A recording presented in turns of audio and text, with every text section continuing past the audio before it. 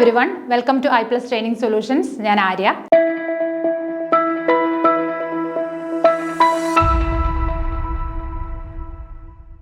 അപ്പോൾ ഇന്ന് ഞാൻ എത്തിയിരിക്കുന്നത് നമ്മുടെ കേറ്ററ്റ് കാറ്റഗറി 2 സയൻസ് പഠിക്കുന്ന കുട്ടികൾക്ക് വേണ്ടിയിട്ട് അതിനകത്ത് ബയോളജിയിൽ വരുന്ന വളരെ ഇമ്പോർട്ടൻ്റ് ആയിട്ടുള്ള ഒരു ടോപ്പിക്കാണ് സെൽ എന്ന് പറയുന്നത്. നമുക്കറിയാം പ്രീവിയസ് ഇയർ ക്വസ്റ്റ്യൻ പേപ്പർ എടുത്ത് നോക്കിക്കഴിഞ്ഞു കഴിഞ്ഞാൽ സെല്ലിൽ നിന്ന് അല്ലെങ്കിൽ സെല്ലുമായിട്ട് റിലേറ്റഡ് ആയിട്ട് അതിൻ്റെ ഭാഗങ്ങളിൽ നിന്ന് ഒരു ക്വസ്റ്റ്യൻ മസ്റ്റായിട്ട് ചോദിക്കും.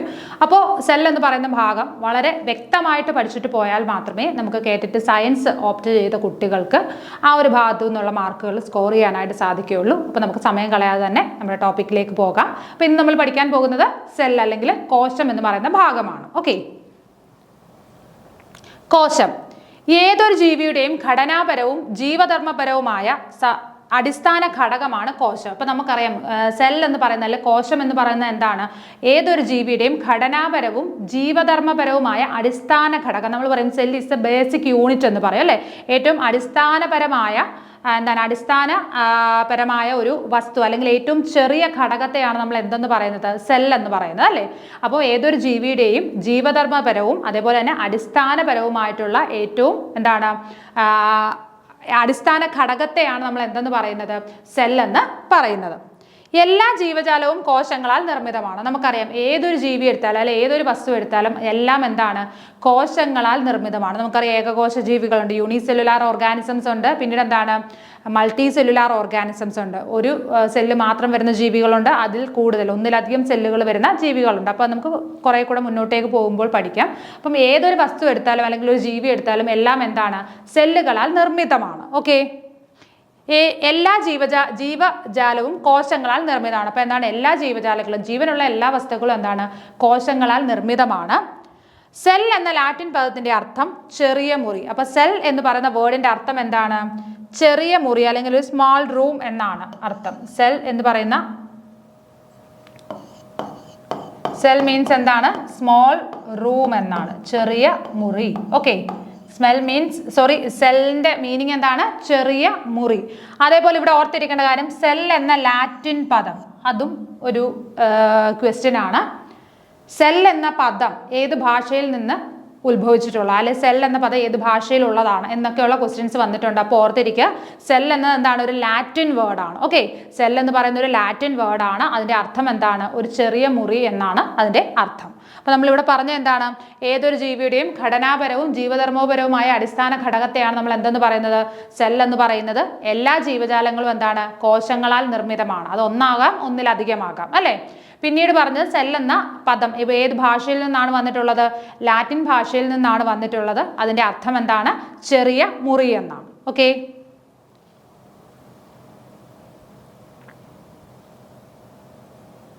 കോശത്തെ കുറിച്ചുള്ള പഠനം സൈറ്റോളജി. ഇനി സ്റ്റഡി ഓഫ് സെൽസ്, സെല്ലിനെ കുറിച്ചുള്ള പഠനത്തെ നമ്മൾ എന്ത് പേര് പറയും?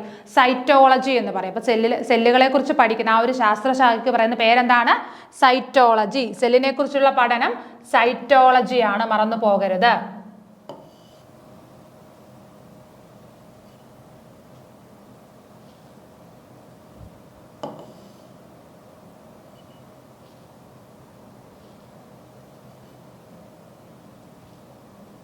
സെല്ലിനെ കുറിച്ചുള്ള പഠനം എന്താണ്? സൈറ്റോളജി. ഓക്കെ, സെല്ലിനെ കുറിച്ചുള്ള പഠനം സൈറ്റോളജിയാണ്.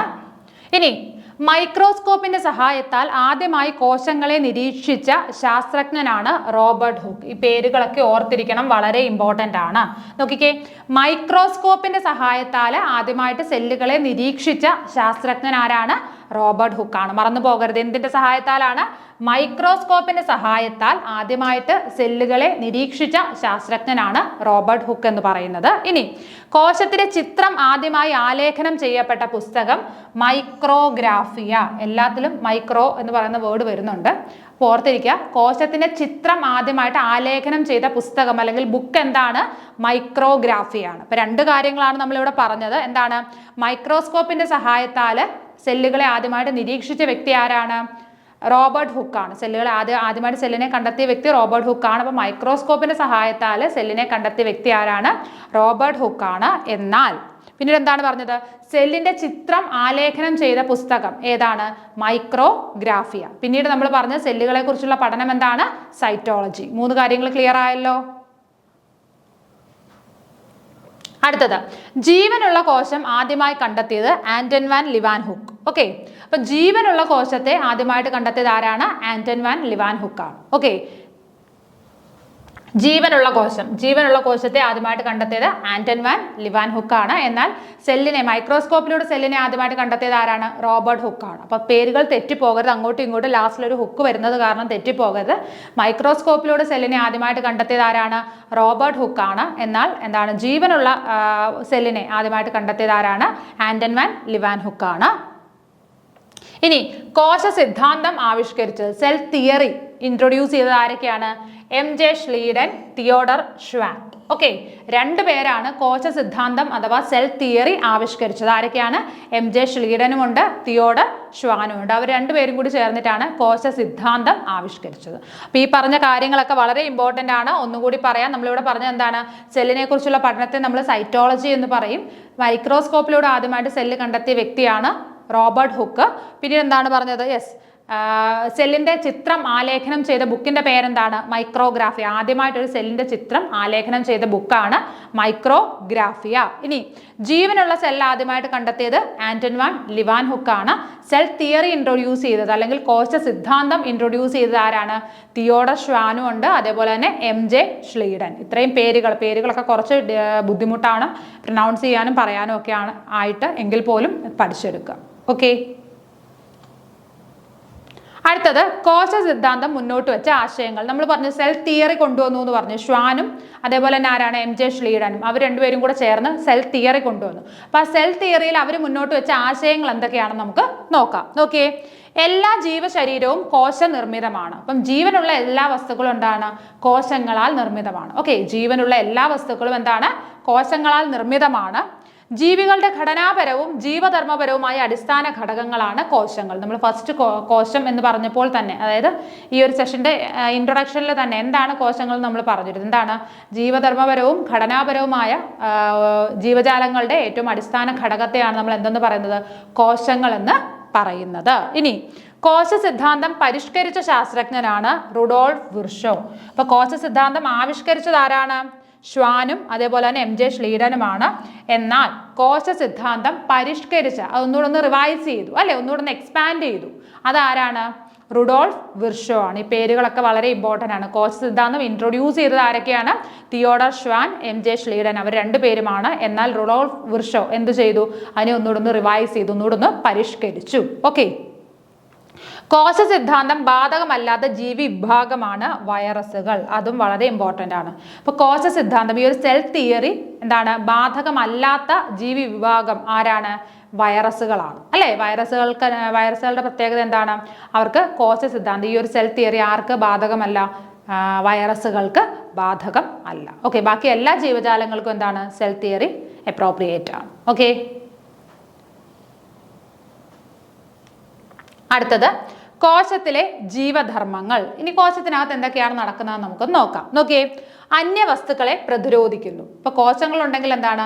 എന്തെങ്കിലും ഫോറിൻ ബോഡീസിനെ നമ്മുടെ ബോഡിക്കകത്തേക്ക് എന്താണ് എൻട്രി ചെയ്യാതിരിക്കാൻ നമ്മളെ ഹെൽപ്പ് ചെയ്യുന്നത് ആരാണ്? ഈ പറയുന്ന കോശങ്ങളാണ്. അപ്പം അന്യവസ്തുക്കളെ നമ്മുടെ ശരീരത്തിലേക്ക് കടത്തി വിടാതിരിക്കാൻ അവിടെ പ്രൊട്ടക്ട് ചെയ്യുന്നത് ആരാണ്? സെല്ലുകളാണ്.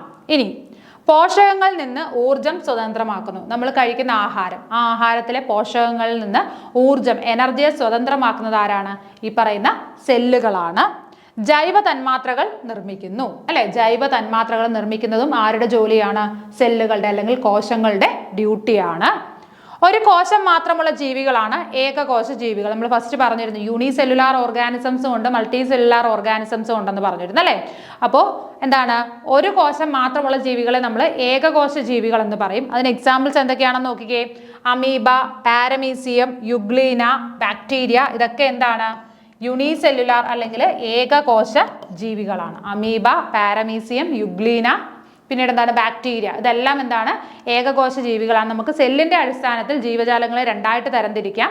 ഏകകോശ ജീവികളെന്നും ബഹുകോശ ജീവികളെന്നും. അതിൽ ഏകകോശ ജീവികളുടെ ഉദാഹരണമാണ് പറഞ്ഞത്. അമീബ, പാരമീസിയം, ബാക്ടീരിയ, യുഗ്ലീന, ഇവയെല്ലാം എന്താണ്? ഒരു സെല്ല് മാത്രമേ അവരുടെ ബോഡിയിൽ കാണുകയുള്ളൂ. ആ ഒരു ഒറ്റ സെല്ല് വെച്ചിട്ടാണ് അവർ എന്താണ് എല്ലാ കാര്യങ്ങളും, ആ ഒരു സെല്ല് വെച്ചിട്ടാണ് അവരുടെ ശരീരത്തെ എല്ലാ കാര്യങ്ങളും നടക്കുന്നത്. ഓക്കെ, ഇനി പിന്നെ ഇവിടെ എന്താണ് പറഞ്ഞത്? കോശത്തിന്റെ ജീവധർമ്മങ്ങൾ എന്തൊക്കെയാണെന്ന് പറഞ്ഞു. അതൊന്നുകൂടി ഒന്ന് പറയാം. എന്താണ്? അന്യവസ്തുക്കളെ പ്രതിരോധിക്കുന്നു. നമ്മുടെ ബോഡിയിലേക്ക് എൻട്രി ചെയ്യാൻ വരുന്ന ഫോറിൻ ബോഡീസിനെ അതിനെ റെസ്ട്രിക്റ്റ് ചെയ്യുന്നത് ആരാണ്? ഈ പറയുന്ന സെല്ലുകളാണ്. അപ്പൊ അന്യവസ്തുക്കളെ പ്രതിരോധിക്കുന്നു, പോഷകങ്ങളിൽ നിന്ന് ഊർജ്ജം സ്വതന്ത്രമാക്കുന്നു. നമ്മൾ കഴിക്കുന്ന ആഹാരത്തിൽ നിന്നുള്ള പോഷകങ്ങളിൽ നിന്ന് എനർജി റിലീസ് ചെയ്യുന്നത് ആരാണ്? ഈ സെല്ലുകളാണ് അല്ലെങ്കിൽ കോശങ്ങളാണ്. ജൈവ തന്മാത്രകൾ നിർമ്മിക്കുകയും ചെയ്യുന്നു. ഇത് മൂന്നും ആരുടെ ഡ്യൂട്ടിയാണ്? കോശങ്ങളുടെ ഡ്യൂട്ടിയാണ്. ഓക്കെ.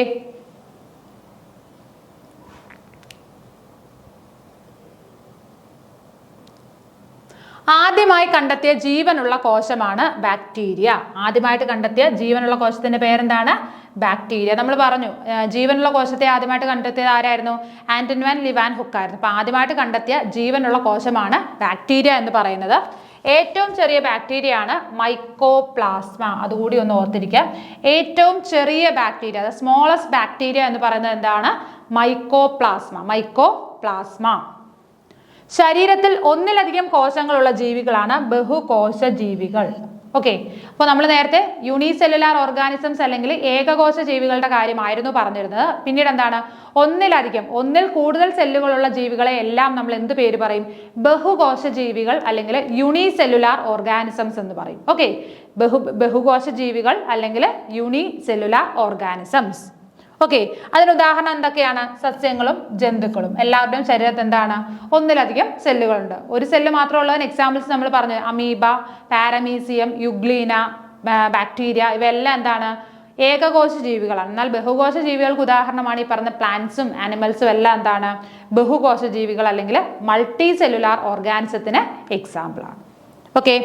ഏറ്റവും വലിയ കോശം എന്ന് പറയുന്നത് ഒട്ടകപ്പക്ഷിയുടെ മുട്ടയാണ്. ഇതൊക്കെ PSC റിലേറ്റഡ് ആയിട്ടുള്ള കുറച്ച് ക്വസ്റ്റ്യൻസ് ആണ്. എങ്കിലും അതിവിടെ ആഡ് ചെയ്തതാണ്. നമ്മളുടെ ആ ഒരു എക്സാമിന്റെ പാറ്റേൺ ഏത് രീതിയിൽ എപ്പോൾ മാറും നമുക്ക് പറയാൻ പറ്റില്ല. അതുകൊണ്ട് തന്നെ അപ്പോൾ ഏറ്റവും വലിയ കോശം എന്ന് പറയുന്നത് ഏതാണ്? ഒട്ടകപ്പക്ഷിയുടെ മുട്ട. ഏറ്റവും വലിയ കോശം ഒട്ടകപ്പക്ഷിയുടെ മുട്ടയാണ്. ഇനി മനുഷ്യ ശരീരത്തിലെ ഏറ്റവും വലിയ കോശം ഏതാണ്? അണ്ഡമാണ്. അപ്പം മനുഷ്യ ശരീരത്തിലെ ഏറ്റവും വലിയ കോശം എന്ന് പറയുന്നത് അണ്ഡമാണ്. എന്നാൽ ഏറ്റവും വലിയ കോശം എന്ന് പറയുന്നത് എന്താണ്? ഒട്ടകപ്പക്ഷിയുടെ മുട്ടയാണ്. അപ്പൊ തിരിഞ്ഞു പോകരുത്. ഏറ്റവും വലിയ കോശം ഒട്ടകപ്പക്ഷിയുടെ മുട്ട. എന്നാൽ മനുഷ്യ ശരീരത്തിലെ ഏറ്റവും വലിയ കോശം എന്ന് പറയുന്നത് ഏതാണ്? അണ്ഡമാണ്. ഓക്കെ. അടുത്തത് മനുഷ്യ ശരീരത്തിലെ ഏറ്റവും ചെറിയ കോശമാണ് പുംബീജം. ഓക്കെ. അപ്പം അണ്ഡമാണ് ഏറ്റവും വലിയ കോശമെങ്കിൽ ഏറ്റവും ചെറിയ കോശം ഏതാണ്? പുംബീജമാണ്. ഓക്കെ.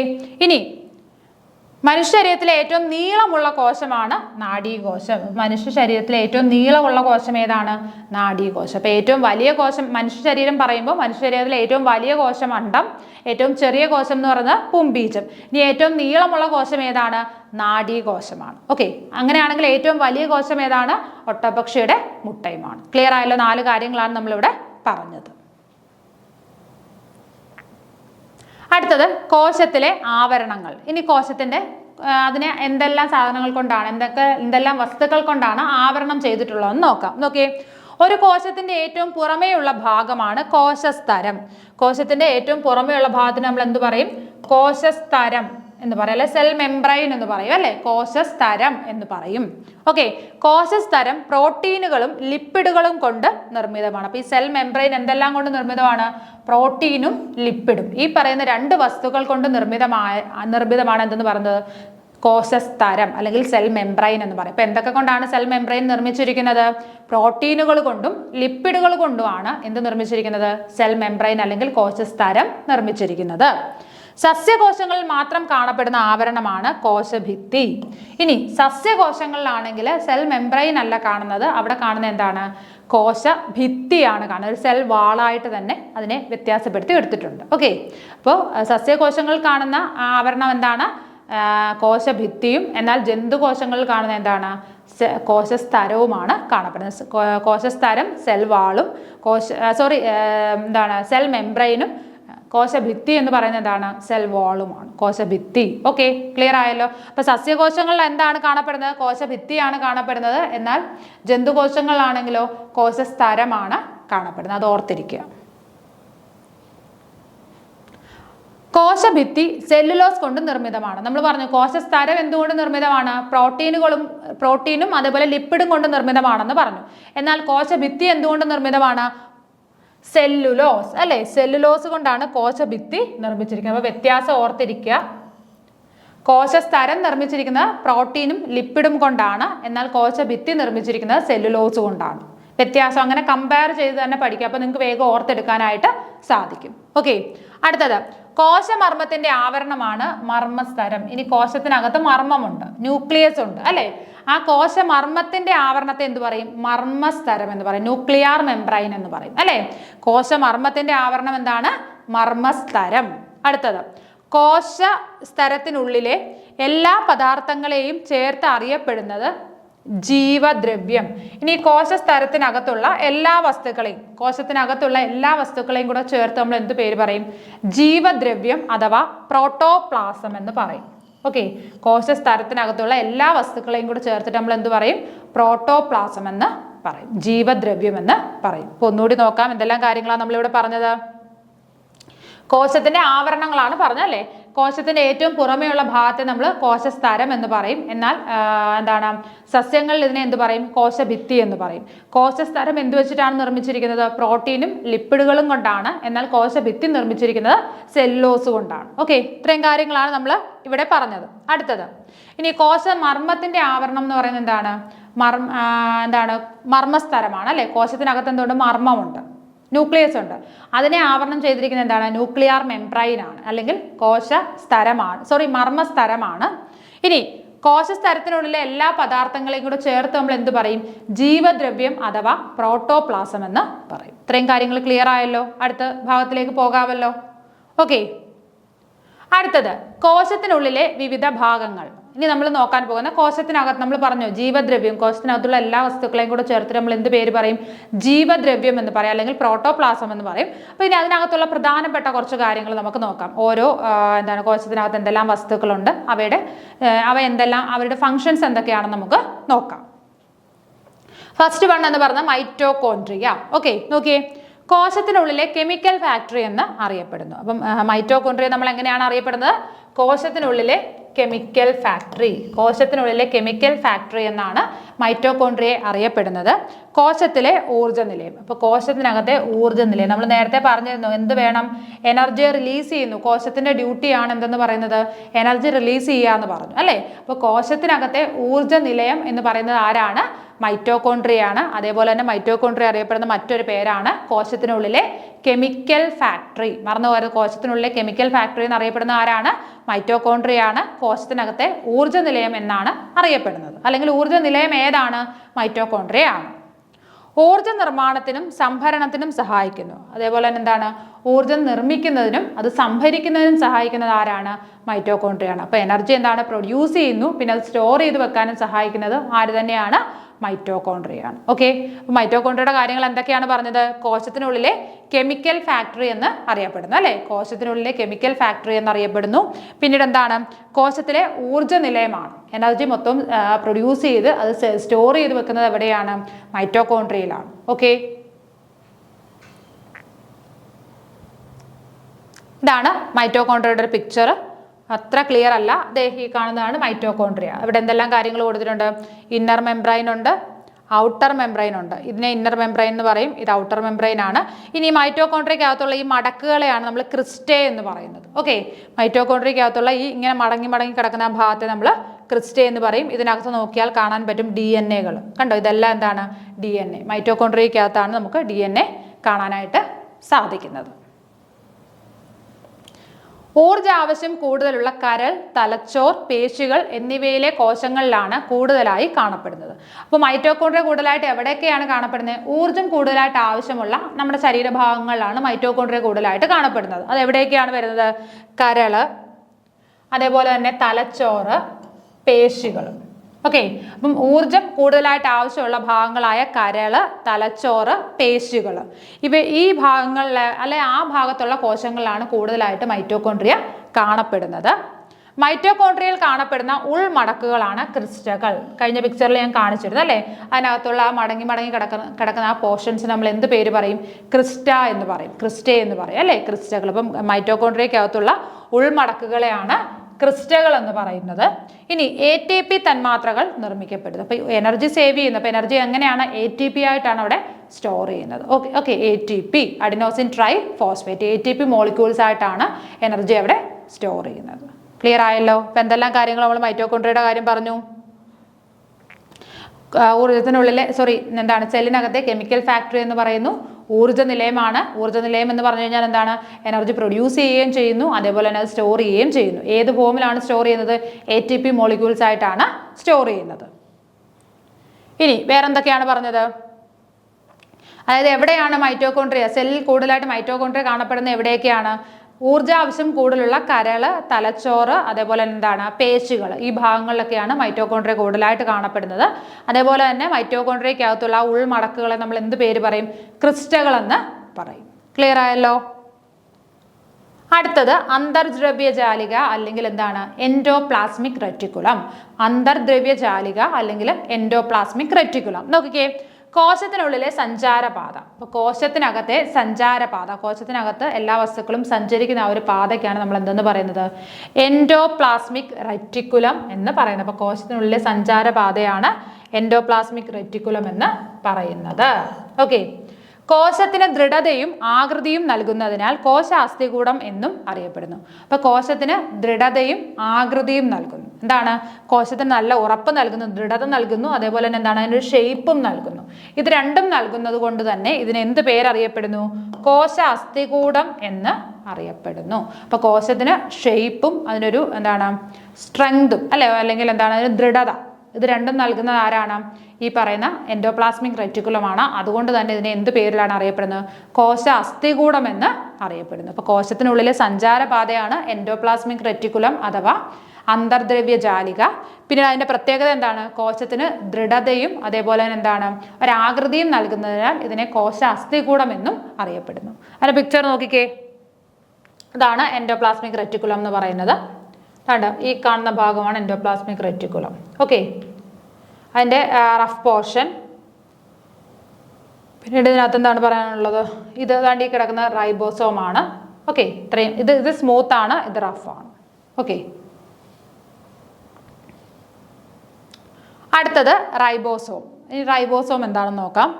മാംസ്യ നിർമ്മാണ കേന്ദ്രം എന്നറിയപ്പെടുന്നു. നമ്മൾ നേരത്തെ പറഞ്ഞു എനർജി സേവ് ചെയ്യുന്ന അല്ലെ എനർജി സ്റ്റോർ ചെയ്ത് വെക്കുന്നത് എവിടെയാണ്? മൈറ്റോകോൺട്രിയയിലാണെന്ന് പറഞ്ഞു. എന്നാൽ മാംസ്യ നിർമ്മാണം, പ്രോട്ടീൻ സിന്തസിസ് നടക്കുന്നത് എവിടെയാണ്?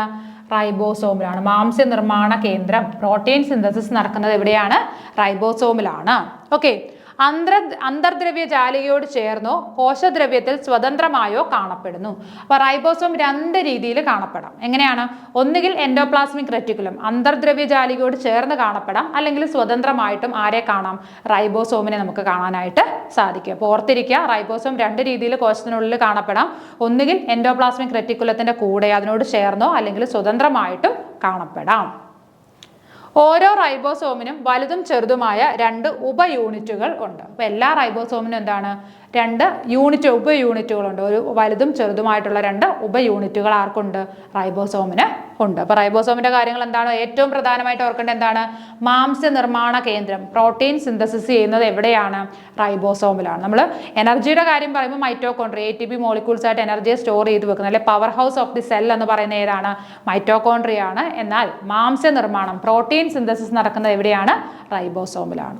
പിന്നീട് എൻഡോപ്ലാസ്മിക് റെറ്റിക്കുലം ആണെങ്കിലോ കോശത്തിനുള്ളിലെ സഞ്ചാരപാത, അല്ലെ കോശ അസ്ഥികൂടം എന്നൊക്കെ അറിയപ്പെടുന്നത് ഏതാണ്? എൻഡോപ്ലാസ്മിക് റെറ്റിക്കുലം അല്ലെങ്കിൽ അന്തർദ്രവ്യ ജാലിക. എൻഡോപ്ലാസ്മിക് റെറ്റിക്കുലത്തിന്റെ പിക്ചറും ആ സെയിം തന്നെയാണ് വരുന്നത്. നോക്കിക്കേ, എൻഡോപ്ലാസ്മിക് അല്ല, റൈബോസോമിൻ്റെത്. ഓക്കെ, അടുത്തത് ഫേനം അല്ലെങ്കിൽ വാക്യൂൾ. ഇനി എന്താണ് വാക്യൂൾ എന്ന് നോക്കാം. ടോണോപ്ലാസ്റ്റ് എന്ന സവിശേഷ സ്തരത്താൽ ആവരണം ചെയ്യപ്പെട്ടിരിക്കുന്നു. അപ്പോൾ വാക്യൂൾ ആവരണം ചെയ്തിരിക്കുന്നത്, അതിനെ പ്രൊട്ടക്റ്റ് ചെയ്ത് വെച്ചിരിക്കുന്നത് ആരാണ്? ടോണോപ്ലാസ്റ്റ്. ആ പ്രൊട്ടക്റ്റ് ചെയ്യുന്ന ആ ഒരു ഷീൽഡ് അല്ലെങ്കിൽ എന്താണ് ആ ഒരു സ്തരം, ആ ഒരു മെംബ്രെയിൻ പറയുന്ന പേരാണ് എന്തെന്ന് പറയുന്നത്?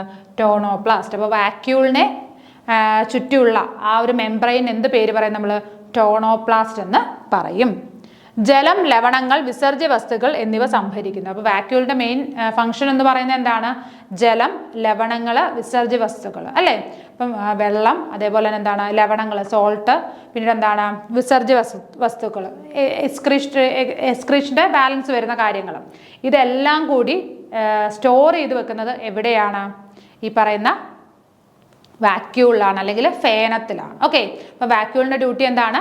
വേസ്റ്റ് മെറ്റീരിയൽസിനെ സ്റ്റോർ ചെയ്ത് വെക്കുക എന്നതാണ് വാക്യൂളിൻ്റെ ഡ്യൂട്ടി അല്ലെങ്കിൽ ഫങ്ഷൻ എന്ന് പറയുന്നത്. സസ്യകോശത്തിൻ്റെ ഭൂരിഭാഗവും ഫേനങ്ങളാണ്. അപ്പോൾ സസ്യകോശത്തിനകത്ത് നമ്മളൊരു സെൽ എടുത്തു കഴിഞ്ഞാൽ അതിൻ്റെ ഒരു 1/4 ഭാഗവും അല്ലെങ്കിൽ അരഭാഗത്തിൽ കൂടുതലായിട്ട് നമുക്ക് എന്താണ്?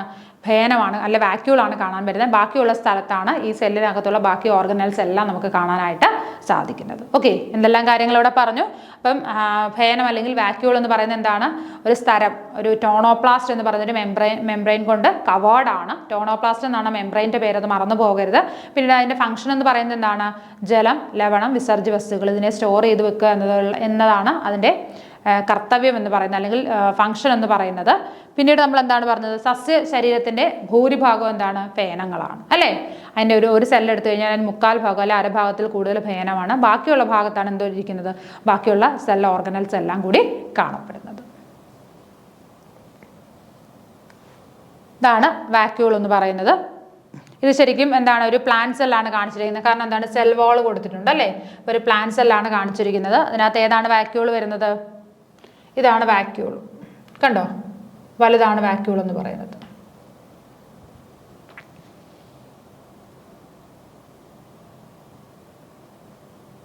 ഇതും വാക്യൂളാണ് കേട്ടോ. ഇത് പ്രോട്ടീൻ സ്റ്റോറേജ് വാക്യൂളും.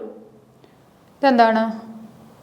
ഇത് എന്തോ ഒരു വാക്യൂൾ, അത് ക്ലിയർ ആയിട്ടില്ല. അപ്പം ഇതാണ് വാക്യൂൾ എന്ന് പറയുന്നത് കേട്ടോ. അത് രണ്ടും വാക്യൂൾസ് ആണ്. ഓക്കെ, നോക്കിക്കേ. അടുത്തത് ഗോൾജി കോംപ്ലക്സ് അല്ലെങ്കിൽ ഗോൾജി അപ്പാരറ്റസ് എന്നൊക്കെ പറയും. നോക്കിയേ, കോശത്തിലെ ട്രാഫിക് പോലീസ് എന്ന് അറിയപ്പെടുന്നു. അപ്പോൾ കോശത്തിനകത്തെ ട്രാഫിക് പോലീസ് എന്നറിയപ്പെടുന്ന ആരാണ്? ഗോൾജി കോംപ്ലക്സ് അല്ലെങ്കിൽ ഗോൾജി അപ്പാരറ്റസ് എന്ന് അറിയപ്പെടും. കോശത്തിലുള്ള ട്രാഫിക് പോലീസ് എന്നാണ് അറിയപ്പെടുന്നത്. Traffic police glyco protein, glyco lipid എന്നിവ നിർമ്മിക്കുന്നു. അപ്പോൾ ഗോൾജി കോംപ്ലക്സ് അതിൻ്റെ ഡ്യൂട്ടി എന്താണ്? ഗ്ലൈക്കോ പ്രോട്ടീനും ഗ്ലൈക്കോ ലിപ്പിഡും നിർമ്മിക്കുന്നത് ആരാണ്? സെല്ലിനകത്ത് ഗ്ലൈക്കോ പ്രോട്ടീൻ, ഗ്ലൈക്കോ ലിപ്പിഡ് ഇത് രണ്ടും നിർമ്മിക്കുന്നത് ആരാണ്? ഈ പറയുന്ന ഗോൾജി അപ്പാരറ്റസ് അല്ലെങ്കിൽ ഗോൾജി ബോഡീസ് ആണ്. ഓക്കെ, അടുത്തത് രാസാഗ്നികൾ, ഹോർമോണുകൾ, ശ്ലേഷ്മരസം എന്നിവ കോശ സ്രവങ്ങളെ ചെറുസ്തര സഞ്ചികളിൽ ആക്കുന്നു. അതേപോലെ തന്നെ സെല്ലിനകത്ത് കാണപ്പെടുന്ന രാസാഗ്നികൾ, അതേപോലെ തന്നെ ഹോർമോണുകൾ, ശ്ലേഷ്മരസം ഇതിനെ മൂന്നിനെ എന്ത് ചെയ്യും?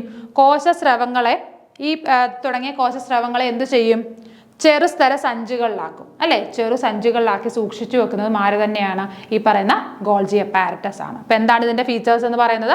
കോശത്തിനുള്ളിലെ ട്രാഫിക് പോലീസ് എന്നറിയപ്പെടും അല്ലേ. കോശത്തിനകത്തെ ട്രാഫിക് പോലീസ് ആണ് ഗോൾജി അപ്പാരറ്റസ് എന്ന് പറയുന്നത്. പിന്നീട് ഇവിടെ പ്രധാന ഫംഗ്ഷൻ എന്ന് പറയുന്നത് ഗ്ലൈക്കോ പ്രോട്ടീനും ഗ്ലൈക്കോ ലിപ്പിഡ് നിർമ്മാണവുമാണ് അല്ലേ. ഗ്ലൈക്കോ പ്രോട്ടീനെയും ഗ്ലൈക്കോ ലിപ്പിഡിനെയും നിർമ്മിക്കുന്നു. അതേപോലെ തന്നെ സെല്ലിനകത്തെ കുറച്ച് സ്രവങ്ങളെ അല്ലേ അതിനെ എന്ത് ചെയ്യുന്നത്? അത് ഏതൊക്കെയാണ് വരുന്നത്? രാസാഗ്നികളുണ്ട്, ഹോർമോണുകളുണ്ട്, ശ്ലേഷ്മരസമുണ്ട്. ഇതിനെ മൂന്നിനെ എന്ത് ചെയ്യും? ചെറു സഞ്ചികളിലാക്കി സൂക്ഷിക്കുന്നതും ആര് തന്നെയാണ്? ഗോൾജി അപ്പാരറ്റസ് ആണ്. ഓക്കെ, അപ്പം നമ്മൾ ഗോൾജി അപ്പാരറ്റസ് ആയിരുന്നു പറഞ്ഞുകൊണ്ടിരുന്നത് അല്ലേ. ഇനി നമുക്ക് അതിൻ്റെ പിക്ചർ ഒന്ന് നോക്കാം. ഇതാണ് ഗോൾജി അപ്പാരറ്റസിൻ്റെ പിക്ചർ എന്ന് പറയുന്നത്. ഇതിനകത്ത് കുറേ എന്താണ് ഇന്നറായിട്ടുള്ള കാര്യങ്ങളാണ്. അപ്പോൾ അത്രയും കാര്യങ്ങളൊന്നും വേണ്ട. ജസ്റ്റ് ആ ഫിഗർ എന്താണെന്നൊന്ന് മനസ്സിലാക്കി മാത്രം വെച്ചിരുന്നാൽ മതി. അതിൻ്റെ ഡ്യൂട്ടി ഉണ്ട്. എപ്പോഴും ഓർത്തിരിക്കുക, സെല്ലിനകത്തെ ട്രാഫിക് പോലീസ് എന്നറിയപ്പെടുന്ന ആരാണ്? ഗോൾജി അപ്പാരറ്റസ് ആണ് അല്ലേ. പിന്നീട് അതിൻ്റെ ഫങ്ഷൻസ് എന്തൊക്കെയാണ്? ഇത്രയും കാര്യങ്ങൾ ഓർത്തിരിക്കുക. അടുത്തത് സെൻട്രോസോം. കോശവിഭജനത്തിൽ പ്രധാന പങ്ക് വഹിക്കുന്ന സെൻട്രിയോളുകൾ കാണപ്പെടുന്നു. അപ്പോൾ സെൻട്രോസോമിൽ എന്താണ് കാണപ്പെടുന്നത്? കോശവിഭജനം അല്ലേ, സെൽ ഡിവിഷൻ. സെൽ ഡിവിഷനിൽ പ്രധാന പങ്ക് വഹിക്കുന്ന സെൻട്രിയോളുകൾ കാണപ്പെടുന്നത് എവിടെയാണ്? സെൻട്രോസോമിലാണ്. അപ്പം രണ്ടിലും സെൻട്രോ ഉണ്ട്, അത് വെച്ചിട്ട് ഓർത്തിരിക്കുക. അപ്പം കോശവിഭജനത്തിൽ പ്രധാന പങ്ക് വഹിക്കുന്ന സെൻട്രിയോളുകൾ കാണപ്പെടുന്ന ഭാഗമാണ് സെൻട്രോസോം എന്ന് പറയുന്നത്. ജന്തുകോശങ്ങളിൽ മാത്രം കാണപ്പെടുന്നു. സെൻട്രോസോം എവിടെ മാത്രമേ കാണപ്പെടുന്നുള്ളൂ? ജന്തുകോശങ്ങളിൽ മാത്രമേ കാണപ്പെടുന്നു. നമ്മൾ നേരത്തെ പറഞ്ഞിരുന്നു സെൽ വാൾ എന്ന് പറയുന്നത് അല്ലെങ്കിൽ കോശഭിത്തി എന്ന് പറയുന്നത് സസ്യകോശങ്ങളിലും സെൽ മെംബ്രെയിൻ അല്ലെങ്കിൽ കോശസ്തരമാണ് ഇവിടെ കാണുന്നത്, ജന്തുകോശങ്ങളിലും കാണുന്നത്. അതേപോലെ തന്നെ എന്താണ് സെൻട്രോസോം എന്ന് പറയുന്ന ആ ഒരു സെൽ ഓർഗനൽ എവിടെ മാത്രമേ കാണപ്പെടുന്നുള്ളൂ? ജന്തുകോശങ്ങളിൽ മാത്രമേ കാണപ്പെടുന്നുള്ളൂ. അപ്പോൾ എന്താണ് സെൻട്രോസോമിൻ്റെ ഡ്യൂട്ടി എന്ന് പറയുന്നത്? സെൽ ഡിവിഷൻ നടക്കുന്ന സമയത്ത് വളരെ ഇമ്പോർട്ടൻ്റ് ആയിട്ടുള്ള അവിടെ ആവശ്യം വരുന്ന ഒരു സെൽ ഓർഗനലാണ് എന്തെന്ന് പറയുന്നത്? സെൻട്രിയോൾ. ആ സെൻട്രിയോൾ കാണപ്പെടുന്നത് എവിടെയാണ്? സെൻട്രോസോമിലാണ് കാണപ്പെടുന്നത്. ഓക്കെ, പിന്നീട് എന്താണ് ഇത്? ആനിമൽ സെല്ലിൽ മാത്രമാണ് എന്ത് കാണപ്പെടുന്നത്? സെൻട്രോസോം കാണപ്പെടുന്നത്. അടുത്തത് ലൈസോസോം. എല്ലാം സോമും ഒക്കെ വരുന്ന റൈബോസോം, ലൈസോസോം, സെൻട്രോസോം, ഇങ്ങനെ കുറേ സോമുകൾ വരുന്നുണ്ട്. അപ്പോൾ എല്ലാത്തിൻ്റെ പേരുകൾ വ്യക്തമായിട്ട് പഠിക്കുക, അതിൻ്റെ ഫങ്ഷൻസ് എന്താണെന്ന് അറിഞ്ഞിരിക്കുക. അടുത്ത നോക്കിക്കേ, ജന്തുകോശങ്ങളിൽ കാണപ്പെടുന്നു. അപ്പോൾ എന്താണ് ഇത്? ജന്തുകോശങ്ങളാണ് എന്ത് കാണപ്പെടുന്നത്? ലൈസോസോമും കാണപ്പെടുന്നത്. ഇനി കോശത്തിനുള്ളിൽ പ്രവേശിക്കുന്ന അന്യവസ്തുക്കളെ നശിപ്പിക്കാൻ വേണ്ട ദഹനരസങ്ങൾ അടങ്ങിയിരിക്കുന്നു. അപ്പോൾ ലൈസോസോമിൽ എന്താണ് അടങ്ങിയിരിക്കുന്നത്? കോശത്തിനുള്ളിൽ പ്രവേശിക്കുന്ന അന്യവസ്തുക്കളെ, ഇപ്പോൾ ഫോറിൻ ബോഡീസിനെ ദഹിപ്പിച്ചു കളയാനുള്ള ദഹനരസങ്ങൾ എവിടെ അടങ്ങിയിരിക്കുന്നു? ലൈസോസോമിൽ അടങ്ങിയിരിക്കുന്നു. അപ്പോൾ എന്താണ്? കോശത്തിനുള്ളിൽ പ്രവേശിക്കുന്ന അന്യവസ്തുക്കളെ നശിപ്പിക്കാൻ വേണ്ട ദഹനരസങ്ങൾ അടങ്ങിയിരിക്കുന്ന സെൽ ഓർഗനലാണ് എന്തെന്ന് പറയുന്നത്? ലൈസോസോം എന്ന് പറയുന്നത്. ഇത് എവിടെയാണ് കാണപ്പെടുന്നത്? ജന്തുകോശങ്ങളിലാണ് കാണപ്പെടുന്നത്. കോശത്തിലെ ആത്മഹത്യാ സഞ്ചി, ഡെമോളിഷൻ സ്ക്വാഡ്, ഡൈജസ്റ്റീവ് ബാഗ് എന്നിങ്ങനെ അറിയപ്പെടുന്നു. ഇത് വളരെ ഇമ്പോർട്ടൻ്റ് ആയിട്ടുള്ള ഒരു പ്രീവിയസ് ഇയർ ക്വസ്റ്റ്യൻ ആണ്. ആത്മഹത്യാ സഞ്ചി എന്നറിയപ്പെടുന്ന സെൽ ഓർഗനൽ ഏതാണ്, അല്ലെങ്കിൽ ഡൈജസ്റ്റീവ് ബാഗ് എന്നറിയപ്പെടുന്ന സെൽ ഓർഗനൽ ഏതാണ് എന്നൊക്കെ ക്വസ്റ്റ്യൻ വന്നിട്ടുണ്ട്. അപ്പം എന്താണ് ലൈസോസോമിൻ്റെ മറ്റു പേരുകൾ? കോശത്തിനകത്തെ ആത്മഹത്യാ സഞ്ചി എന്നറിയപ്പെടുന്ന ലൈസോസോമാണ്. ഡെമോളിഷൻ സ്ക്വാഡ് എന്നറിയപ്പെടുന്നത് ആരാണ്? ലൈസോസോമാണ്. അതേപോലെ തന്നെ ഡൈജസ്റ്റീവ് ബാഗ് എന്നറിയപ്പെടുന്നതും ആര് തന്നെയാണ്? ലൈസോസോമാണ്. ഓക്കെ, അപ്പോൾ ഒന്നുകൂടി പറയാം, ജന്തുകോശങ്ങളിൽ മാത്രം കാണപ്പെടുന്ന ഒരു സെൽ ഓർഗനലാണ് എന്തെന്ന് പറയുന്നത്? ലൈസോസോം എന്ന് പറയുന്നത്. എന്താണ് അതിൻ്റെ പ്രത്യേകത? കോശത്തിനുള്ളിൽ പ്രവേശിക്കുന്ന അന്യവസ്തുക്കളെ അല്ലേ, അതിനെ നശിപ്പിച്ച് കളയാനുള്ള ദഹനരസങ്ങൾ എവിടെ അടങ്ങിയിരിക്കുന്നു? ലൈസോസോമിൽ അടങ്ങിയിരിക്കുന്നു. പിന്നീട് നമ്മൾ പറഞ്ഞ എന്താണ്? കോശത്തിനുള്ളിലെ ആത്മഹത്യാ സഞ്ചി, സൂയിസൈഡൽ ബാഗ് എന്നറിയപ്പെടുന്ന ആരാണ്? ലൈസോസോമാണ്. ഡെമോളിഷൻ സ്ക്വാഡ് എന്നറിയപ്പെടുന്നതും ലൈസോസോമാണ്. അതേപോലെ തന്നെ എന്താണ് ലാസ്റ്റ് വൺ പറഞ്ഞത്? ഡൈജസ്റ്റീവ് ബാഗ് എന്നറിയപ്പെടുന്നതും ആര് തന്നെയാണ്? ലൈസോസോമാണ്. അടുത്തത് സസ്യകോശങ്ങളിൽ മാത്രം കാണപ്പെടുന്നവ, ജന്തുകോശങ്ങളിൽ മാത്രം കാണപ്പെടുന്നവ. അപ്പോൾ നമുക്ക് സസ്യകോശം, ജന്തുകോശം നോക്കാം. അതിൽ ഓരോന്നിലും മാത്രം കാണപ്പെടുന്ന വസ്തുക്കളുണ്ട്, അതെന്തൊക്കെയാണെന്ന് നോക്കാം. ഇപ്പോൾ സസ്യകോശങ്ങൾ എടുക്കുകയാണെങ്കിൽ അതിൽ മാത്രം കാണപ്പെടുന്ന എന്തൊക്കെയാണ്? കോശഭിത്തി, ജൈവകണം, ഫേനം അല്ലേ. അപ്പോൾ ഈ മൂന്ന് വസ്തുക്കളും എവിടെയാണ്? സസ്യകോശങ്ങളിലാണ് കാണപ്പെടുന്നത്. എന്തൊക്കെയാണ്? കോശഭിത്തി അല്ലെങ്കിൽ സെൽ വാള്, പിന്നീട് എന്താണ്? ജൈവകണം, പിന്നീട് എന്താണ്? ഫേനം, വാക്യൂൾ. ഇത് മൂന്നും എവിടെയാണ് കാണപ്പെടുന്നത്? ഫേനം നമ്മൾ നേരത്തെ പറഞ്ഞിരുന്നു, ഫേനം പഠിച്ചപ്പോൾ പറഞ്ഞിരുന്നു സസ്യകോശത്തിന്റെ ഭൂരിഭാഗവും എന്ത് തന്നെയാണ്? ഫേനമാണെന്ന് പറഞ്ഞു. എന്നാൽ ഫേനം എവിടെയാ കാണില്ല? ജന്തുകോശങ്ങളിൽ കാണും, വളരെ ചെറുതായിട്ട് മാത്രമേ കാണപ്പെടുകയുള്ളൂ. ഓക്കെ, അപ്പോൾ സസ്യകോശങ്ങളിൽ മാത്രമുള്ള സെൽ ഓർഗനൽസ് ഏതൊക്കെയാണ്? കോശഭിത്തിയുണ്ട്, ഫേനമുണ്ട്, അതേപോലെ തന്നെ എന്താണ്? ജൈവ കണങ്ങളും എവിടെ അടങ്ങിയിട്ടുണ്ട്? സസ്യകോശങ്ങളിൽ അടങ്ങിയിട്ടുണ്ട്. ഇനി ജന്തുകോശങ്ങളിൽ മാത്രം കാണപ്പെടുന്നവ ഏതൊക്കെയാണ്? സെൻട്രോസോമും ലൈസോസോമും നമ്മൾ തൊട്ട് മുമ്പ് പറഞ്ഞു നിർത്തിയതേ ഉള്ളൂ അല്ലേ. അപ്പം ജന്തുകോശങ്ങളിൽ മാത്രം കാണപ്പെടുന്ന സെൽ ഓർഗനൽസ് ആണ് സെൻട്രോസോമും ലൈസോസോമും. സെൻട്രോസോമിന്റെ ഉപയോഗം എന്തായിരുന്നു? സെൽ ഡിവിഷന്റെ സമയത്ത് ആവശ്യമായ സെൻട്രിയോളുകൾ കാണപ്പെടുന്നത് എവിടെയാണ്? സെൻട്രോസോമിലാണ്. ലൈസോസോമിന്റെ പ്രത്യേകത എന്താ? സൂയിസൈഡൽ ബാഗ് എന്നറിയപ്പെടുന്നു അല്ലേ. സൂയിസൈഡൽ ബാഗ് അല്ലെങ്കിൽ ഡെമോളിഷൻ സ്ക്വാഡ് അല്ലെങ്കിൽ ഡൈജസ്റ്റീവ് ബാഗ് എന്നൊക്കെ അറിയപ്പെടുന്ന സെല്ലിനകത്തെ ആത്മഹത്യാ സഞ്ചി എന്നറിയപ്പെടുന്ന ഭാഗമാണെന്ന് പറഞ്ഞ ലൈസോസോം. എന്താണ് ലൈസോസോമിന്റെ പ്രത്യേകത, അല്ലെ അതിന്റെ ഫംഗ്ഷൻ എന്താണ്? ഫോറിൻ ബോഡീസ് ഒക്കെ സെല്ലിലേക്ക് എൻ്റർ ചെയ്യുമ്പോൾ അവയെ നശിപ്പിച്ച് കളയാനുള്ള ദഹനരസം അടങ്ങിയിരിക്കുന്ന ഭാഗമാണ് ലൈസോസോം എന്ന് പറയുന്നത്. അപ്പോൾ ഈ സെൻട്രോസോമും ലൈസോസോമും എവിടെയാണുള്ളത്? ആനിമൽ സെല്ലിലാണുള്ളത്. എന്നാൽ പ്ലാന്റ് സെല്ലിൽ എന്തൊക്കെ എക്സ്ട്രാ ആയിട്ട് അടങ്ങിയിട്ടുണ്ട്? സെൽ വാളുണ്ട്, കോശഭിത്തിയുണ്ട്, ഫേനം, വാക്യൂളുണ്ട്, അതേപോലെ തന്നെ ജൈവ കണങ്ങൾ. ഇത് ഇത്രയും എവിടെയാണ് അടങ്ങിയിട്ടുള്ളത്? പ്ലാന്റ് സെല്ലിൽ അല്ലെങ്കിൽ സസ്യകോശങ്ങളിലാണ് അടങ്ങിയിരിക്കുന്നത്.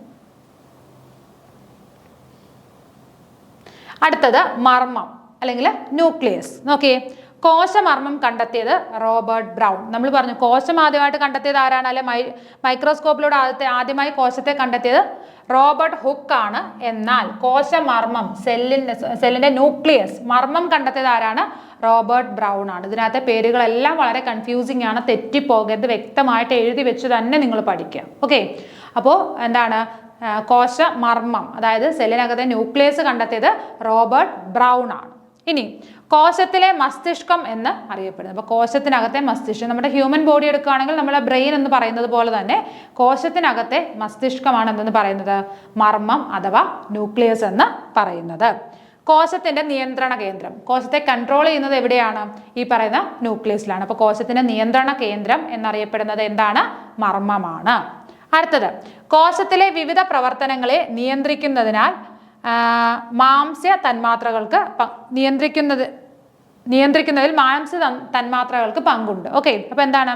അപ്പൊ കോശത്തിലെ പല പ്രവർത്തനങ്ങളെ, വിവിധതരം പ്രവർത്തനങ്ങളെ നിയന്ത്രിക്കുന്നതിൽ മാംസ്യ തന്മാത്രകൾക്ക് വളരെയധികം പങ്കുണ്ട്. പ്രോട്ടീൻ മോളിക്യൂൾസിന് എന്താണ്? വളരെയധികം പങ്കുണ്ട്. അപ്പൊ ഇവിടെ എന്തൊക്കെയാണ് പറഞ്ഞത്? കോശമർമ്മം കണ്ടെത്തിയത് ആരാണ്? റോബർട്ട് ബ്രൗൺ ആണ്. പേര് തെറ്റിപ്പോകരുത്. റോബർട്ട് ഹുക്കും ഉണ്ട്, റോബർട്ട് ബ്രൗണും ഉണ്ട്.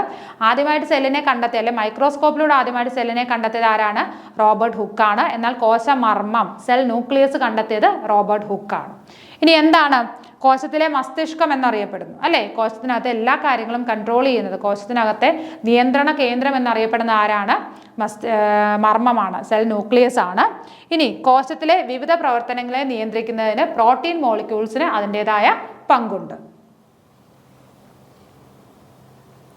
മാംസ്യ തന്മാത്രകളുടെ നിർമ്മാണം നടക്കുന്നത് മർമ്മത്തിലെ ക്രൊമാറ്റിൻ ജാലികയിലെ ജീനുകളുടെ നിയന്ത്രണത്തിലാണ്. അപ്പൊ നോക്കിയേ, അപ്പൊ മാംസ്യ തന്മാത്രകളുടെ നിർമ്മാണം നടക്കുന്നത് എവിടെയാണ്?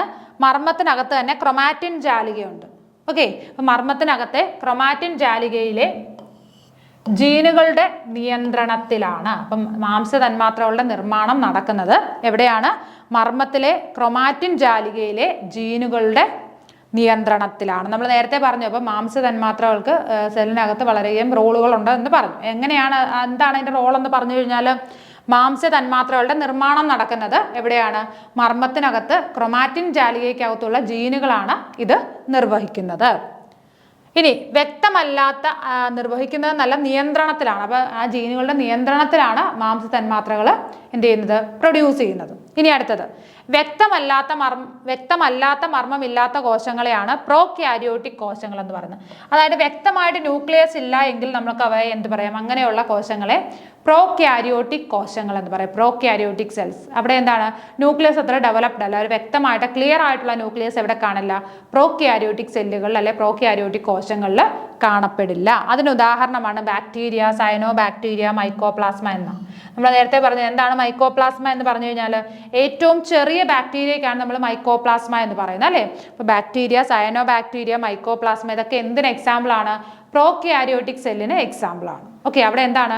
ന്യൂക്ലിയസ് ക്ലിയർ അല്ല, ന്യൂക്ലിയസ് എന്താണ്? അത്ര ഡെവലപ്ഡ് ആയിട്ടുള്ള ഒരു ന്യൂക്ലിയസ് അല്ല ഇവിടെ കാണപ്പെടുന്നത്, പ്രോക്യാരിയോട്ടിക് സെല്ലിൽ കാണപ്പെടുന്നത്. ക്ലിയർ ആയല്ലോ? അടുത്തത്, വ്യക്തമായ മർമ്മവും കോശങ്ങളും ഉള്ള കോശങ്ങളെയാണ് യൂക്യാരിയോട്ടിക് കോശങ്ങൾ എന്ന് പറയുന്നത്. അപ്പോൾ അവിടെ മർമ്മം വ്യക്തമാണ്, ബാക്കി സെൽ ഓർഗനൽസും എല്ലാം എന്താണ്? ക്ലിയർ ആയിട്ട് അവിടെ വരും. അങ്ങനെയുള്ള കോശങ്ങളെ നമ്മൾ എന്ത് പേര് പറയും? യൂക്യാരിയോട്ടിക് കോശങ്ങൾ എന്ന് പറയും. അപ്പോൾ കോശങ്ങളെ നമ്മൾ രണ്ടായിട്ട് ഡിവൈഡ് ചെയ്തിട്ടുണ്ട്. ന്യൂക്ലിയസിന്റെ അടിസ്ഥാനത്തിൽ കോശങ്ങളെ രണ്ടായിട്ട് ഡിവൈഡ് ചെയ്തിട്ടുണ്ട്. പ്രോക്യാരിയോട്ടിക് കോശങ്ങളെന്നും യൂക്യാരിയോട്ടിക് കോശങ്ങളെന്നും. പ്രോക്യാരിയോട്ടിക് എന്ന് പറഞ്ഞു കഴിഞ്ഞാൽ എന്താണ്? അവിടെ മർമ്മം എന്ന് പറയുന്നത് അത്ര വ്യക്തമായിട്ടില്ല, വളരെ ക്ലിയർ അല്ലാത്ത രീതിയിലുള്ള മർമ്മമാണ്. ഓക്കെ, അങ്ങനെയുള്ള സെല്ലുകളെയാണ് പ്രോക്യാരിയോട്ടിക് കോശങ്ങൾ എന്ന് പറയുന്നത്. അതിന് ഉദാഹരണം നമ്മൾ പറഞ്ഞു കഴിഞ്ഞു, ബാക്ടീരിയ, സയനോ ബാക്ടീരിയ, മൈക്കോപ്ലാസ്മ, അതൊക്കെയാണ് അതിന് എക്സാമ്പിൾ ആയിട്ട് വരുന്നത്. ഇനി യൂക്യാരിയോട്ടിക് കോശങ്ങൾ എന്ന് പറഞ്ഞു കഴിഞ്ഞാലോ, വ്യക്തമായിട്ടൊരു ന്യൂക്ലിയസ് അതിനകത്ത് കാണാനായിട്ട് സാധിക്കും, അല്ലേ? വ്യക്തമായ മർമ്മത്തോട് കൂടിയ കോശങ്ങളെയാണ് നമ്മൾ എന്തെന്ന് പറയുന്നത്? യൂക്യാരിയോട്ടിക് കോശങ്ങൾ എന്ന് പറയുന്നത്. അതിന് എക്സാമ്പിൾസ് ഏതൊക്കെയാണെന്ന് നോക്കിയേ. അമീബ, ജന്തുക്കള്, സസ്യങ്ങള്, ഇവയെല്ലാം എന്താണ്? യൂക്യാരിയോട്ടിക് കോശങ്ങൾക്ക് എക്സാമ്പിൾ ആണ്. അപ്പൊ അവിടെ എന്താണ്? ന്യൂക്ലിയസ് എന്താണ്? ഡെവലപ്ഡ് ആണ്. ന്യൂക്ലിയസ് നല്ല രീതിയിൽ നമുക്ക് വ്യക്തമായിട്ട് അതിനകത്ത് ന്യൂക്ലിയസ് ഐഡന്റിഫൈ ചെയ്യാനായിട്ട് സാധിക്കും. അങ്ങനെയുള്ള കോശങ്ങളെയാണ് നമ്മൾ എന്തെന്ന് പറയുന്നത്? യൂക്യാരിയോട്ടിക് കോശങ്ങൾ എന്ന് പറയുന്നത്. അതിന് ഉദാഹരണമാണ് അമീബയും മറ്റുള്ള ജന്തുക്കളും സസ്യങ്ങളും. ഇവയെല്ലാം എന്താണ്? യൂക്യാരിയോട്ടിക് സെല്ലിന് ഉദാഹരണമാണ്. ഓക്കെ, അപ്പൊ ഇത്രയും കാര്യങ്ങളാണ്. ഒന്നുകൂടി പറയാം ന്യൂക്ലിയസിന്റെ കാര്യം. അപ്പൊ കോശമർമ്മം കണ്ടെത്തിയത് ആരാണ്? റോബർട്ട് ബ്രൗൺ ആണ്, അല്ലെ? കോശമർമ്മം കണ്ടെത്തിയ റോബർട്ട് ബ്രൗൺ ആണ്. കോശമർമ്മത്തെ എങ്ങനെ അറിയപ്പെടുന്നത്? കോശത്തിലെ മസ്തിഷ്കം എന്നറിയപ്പെടുന്ന ഭാഗമാണ് മർമ്മം എന്ന് പറയുന്നത്. കോശത്തിലെ മസ്തിഷ്കം നമ്മൾ ഞാൻ നേരത്തെ പറഞ്ഞു, നമ്മുടെ ഹ്യൂമൻ ബോഡിയിൽ ബ്രെയിൻ എങ്ങനെയാണോ വരുന്നത് അതേപോലെയാണ് സെല്ലിനകത്ത് ന്യൂക്ലിയസ് വരുന്നത്. ഓക്കെ, അടുത്തത് കോശത്തിലെ നിയന്ത്രണ കേന്ദ്രം. കോശത്തിന്റെ കൺട്രോൾ ഫുൾ ആരുടെ കയ്യിലാണ്? ഈ പറയുന്ന മർമ്മം അല്ലെങ്കിൽ ന്യൂക്ലിയസിന്റെ കയ്യിലാണ് കോശത്തിന്റെ ഫുൾ കൺട്രോൾ എന്ന് പറയുന്നത്. കോശത്തിലെ വിവിധ പ്രവർത്തനങ്ങളെ നിയന്ത്രിക്കുന്നതിൽ മാംസ്യ തന്മാത്രകൾക്ക് പങ്കുണ്ട്. അപ്പൊ കോശത്തിലെ വിവിധ പ്രവർത്തനങ്ങളെ നിയന്ത്രിക്കുന്നതിൽ മാംസ്യ തന്മാത്രകൾക്ക് പങ്കുണ്ട്. എങ്ങനെയാണ് ആ പങ്ക് വരുന്നതെന്ന് നമ്മൾ പറഞ്ഞു. അപ്പൊ മാംസ്യ തന്മാത്ര എവിടെയാണ് അടങ്ങിയിരിക്കുന്നത്? കോശത്തിനകത്തുള്ള മർമ്മത്തിനകത്തുള്ള ക്രൊമാറ്റിൻ ജാലികയിലെ ജീനുകളാണ് എന്ത് ചെയ്യുന്നത്? ഈ മാംസ്യ തന്മാത്രകളെ നിയന്ത്രിക്കുന്നത്. ഓക്കെ, ഇനി വ്യക്തമല്ലാത്ത മർമ്മമില്ലാത്ത കോശങ്ങൾ, അതായത് മർമ്മം വ്യക്തമല്ലാത്ത കോശങ്ങളെ നമ്മൾ എന്ത് പേര് പറയും? പ്രോക്യാരിയോട്ടിക് കോശങ്ങൾ എന്ന് പറയും. അതിന് ഉദാഹരണമാണ് പറഞ്ഞത് ബാക്ടീരിയയും, സയനോ ബാക്ടീരിയയും, മൈക്കോപ്ലാസ്മയൊക്കെ. പിന്നീട് പറഞ്ഞത് എന്താണ്? യൂക്യാരിയോട്ടിക് കോശങ്ങൾ. എന്താണ് വളരെ ഡെവലപ്ഡ് ആയിട്ടുള്ള ഒരു ന്യൂക്ലിയസ് ആണ് യൂക്യാരിയോട്ടിക് കോശങ്ങളിൽ കാണപ്പെടുന്നത്. അതിന് എക്സാമ്പിൾ അമീബ, പിന്നീട് എന്താണ് ജന്തുക്കൾ, സസ്യങ്ങൾ, ഇവയെല്ലാം എന്താണ് യൂക്യാരിയോട്ടിക് സെല്ലിന് ഉദാഹരണമാണ്. ഓക്കെ, അപ്പോൾ ഇത്രയും കാര്യങ്ങളാണ് നമുക്ക് ഈ ഒരു സെഷനിൽ ഡിസ്കസ് ചെയ്യാനായിട്ടുള്ളത്. ഏകദേശം സെല്ലിൻ്റെ കംപ്ലീറ്റ് കാര്യങ്ങൾ നമ്മുടെ SCERT ടെക്സ്റ്റ് ബുക്കിനെ ആധാരമാക്കി തന്നെയാണ് ഈ ഒരു ക്ലാസ് എടുത്തിരിക്കുന്നത്. അപ്പോൾ അത്യാവശ്യം സെല്ലിനെ കുറിച്ചുള്ള എല്ലാ ഡീറ്റെയിൽസും ഇൻക്ലൂഡ് ചെയ്ത് തന്നെയാണ് ക്ലാസ് എടുത്തിരിക്കുന്നത്. അപ്പോൾ എല്ലാവർക്കും ഇത്രയും കാര്യങ്ങൾ വളരെ ക്ലിയർ ആയി എന്ന് വിശ്വസിക്കുന്നു. മറ്റൊരു വീഡിയോയിൽ വീണ്ടും കാണാം. Okay, thank